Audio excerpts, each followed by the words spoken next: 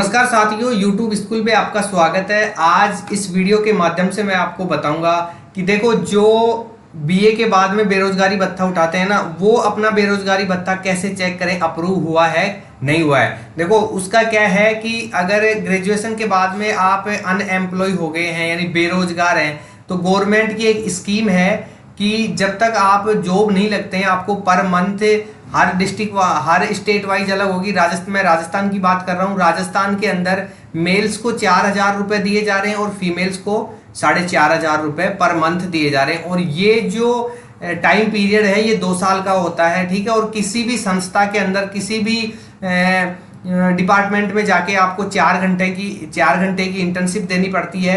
तो अब जैसे अपन ने ये फॉर्म फिल कर दिया है, तो इसको चेक कैसे करें कि अपना जो बेरोजगारी भत्ता है, अनएम्प्लॉयमेंट, जो अपन को कुछ राहत गवर्नमेंट के द्वारा मिल रही है, वो अपना वेरीफाई हुआ है कि नहीं हुआ है। तो सबसे पहले क्या करते हैं, अपन गूगल ओपन करते हैं, ठीक है। गूगल ओपन करने के बाद में जो गूगल का सर्च इंजन है, वहां पे अपन को, देखो ध्यान से सुनना है, वहां पे अपन को सर्च करना है जन सूचना पोर्टल, ठीक है।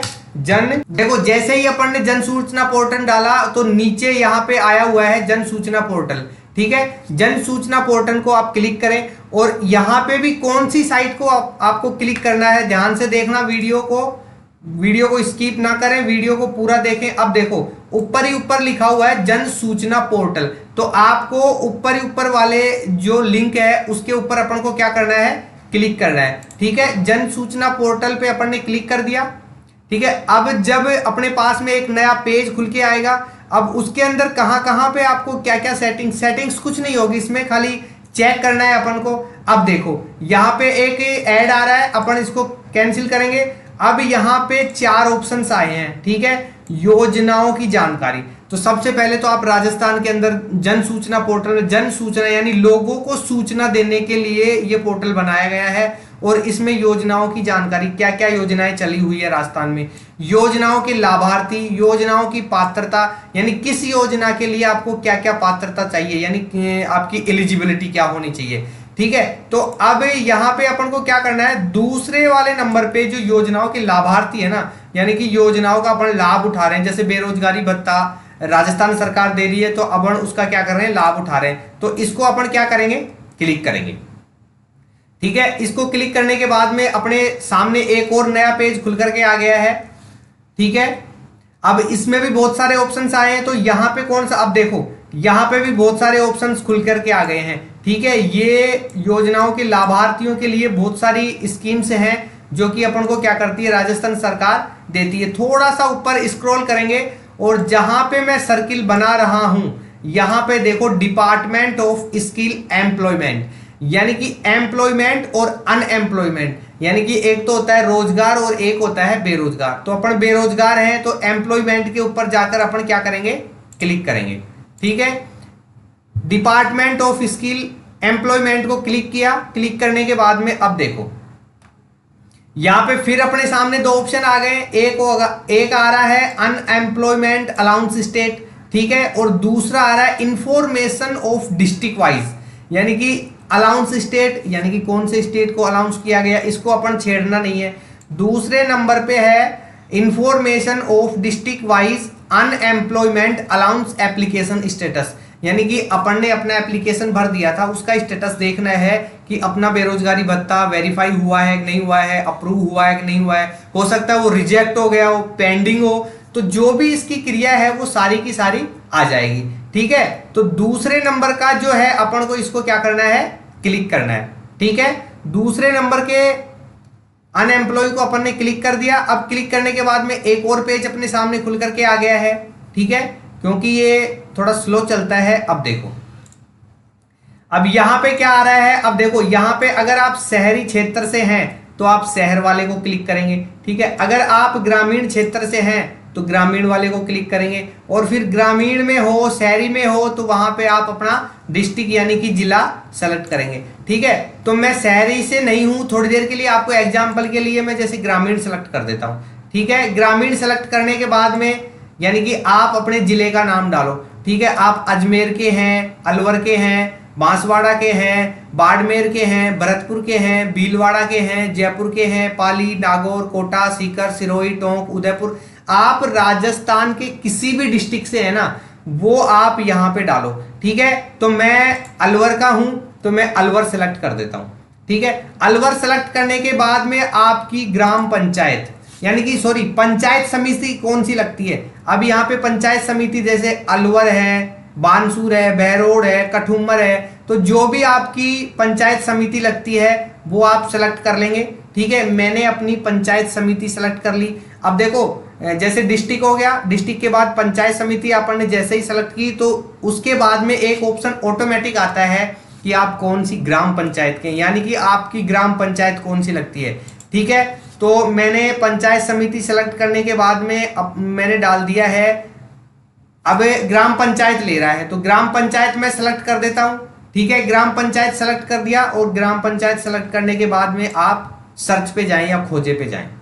ठीक है, तो इसको खोजो आप। मैंने ये सारी इंफॉर्मेशन फिल कर दी है। ठीक है, हालांकि मैं अपना नहीं ले रहा हूं लेकिन मैं आपको एग्जांपल के द्वारा बताऊंगा कि कैसे आप अपना चेक कर सकते हैं। ठीक है, अब देखो ये अपन ने पूरा प्रोसेस करने के बाद में जहां पे मैं ब्रैकेट बना रहा हूं यहां पे आपकी ग्राम पंचायत का नाम आ गया है। ठीक है, और उस ग्राम पंचायत में कितने लोगों ने आवेदक कर रखा है, यानी कितने लोगों ने फॉर्म फिल कर रखा है, ये आ गया है। ठीक है, अब आप और यहाँ पे अधिक जानकारी, क्योंकि आपका नाम तो आ नहीं रहा है, तो आप क्या करेंगे, गेट मोर पे क्लिक करेंगे। जैसे ही मैं गेट मोर पे क्लिक करता हूं, ठीक है, गेट मोर पे क्लिक करने के बाद में बहुत सारे लोगों की क्या आ जाएगी, लिस्ट आ जाएगी। ये बहुत सारे, जैसे कि यहाँ पे देखो, यहाँ पे जितने भी लोग हैं ये सारे, इनकी क्या आ गई है, लिस्ट आ गई है, और इनके ये जो रजिस्ट्रेशन संख्या है ये भी आ गई है।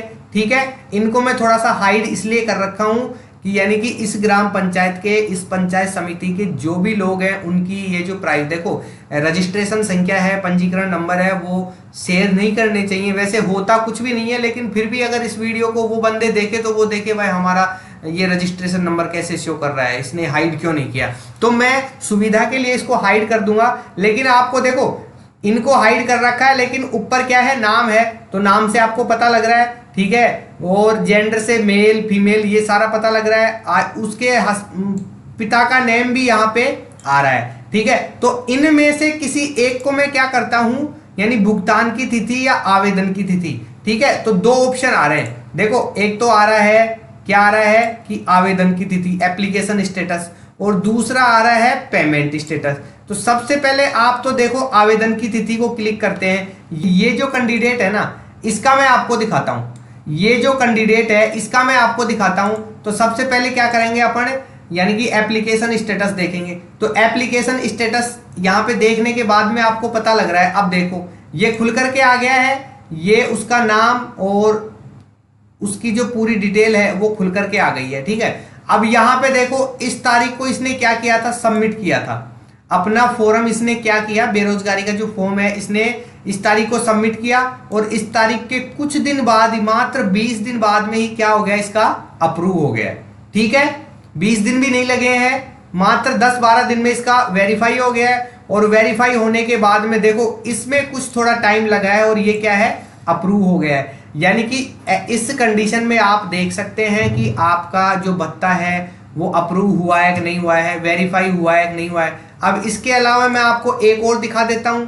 ठीक है, अब ये वाला जो कैंडिडेट है, ये जो नेक्स्ट कैंडिडेट है, इसका मैं आपको दिखा देता हूं।